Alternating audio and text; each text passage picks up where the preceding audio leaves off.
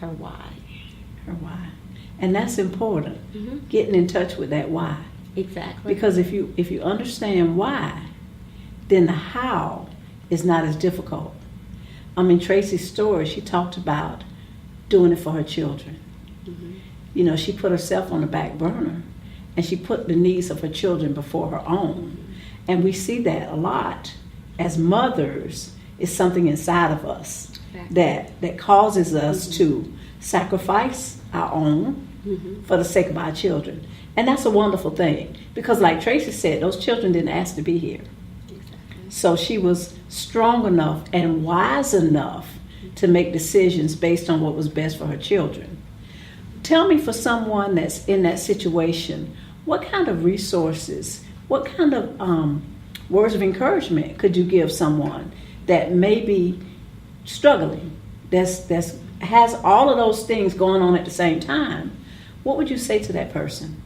The first thing I would say to them is, what is the one goal you want to accomplish Focus, right now? single out Exactly. one. Focus on that one goal. Uh-huh. And then write down 3 tasks Oh, that's good. that they would need to complete to accomplish that goal. That one goal. That one goal. And then even with the task, they're not going to do all the tasks at once. Mm-hmm. They're going to say, this week I'm going to do the first task. Okay. Next week I'll do the second task. So then they don't feel overwhelmed because their plate's already full. Already full. Break it down into bite-sized pieces. Exactly. Okay, that's wonderful, wonderful advice. So you figure out your why, Mm-hmm. and then focus on one thing. Develop some goals, and then focus on one thing, breaking it down into bite-sized pieces. Exactly. You've heard it said, inch by inch, anything is a cinch. And sometimes we get overwhelmed by all of the things that's drawing on our attention.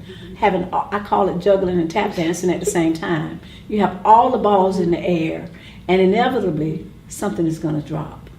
So I love what you said about focusing on one thing at a time, and then creating a task list based on that one thing, and then move to one thing to the next thing. It makes life a lot smoother, as opposed to trying to do everything and be everything. Ultimately, something will be sacrificed.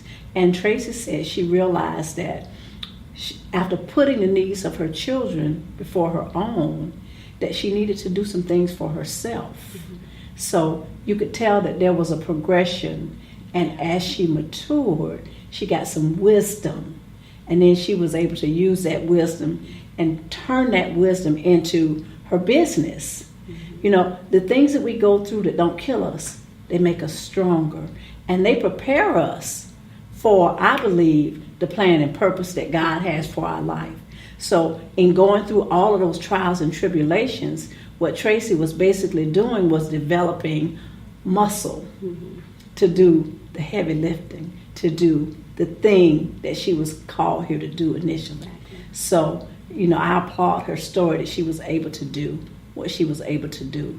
Laquita, thank you so much for coming on our show. Are there some additional resources you can offer? And how could people get in contact with you if they had questions? Thank you, Gigi.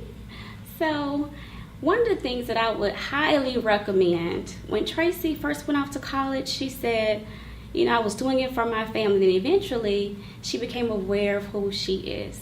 But one of the things you can do now, if you know that there's more to your life, but you just don't know what, you can go online and go to careeronestop.org, and they have various assessments for values, interests, and even skills.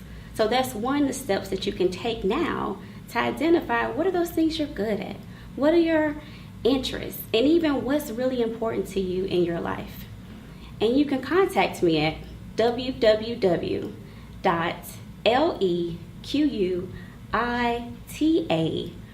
Brooks, which is BROOKS,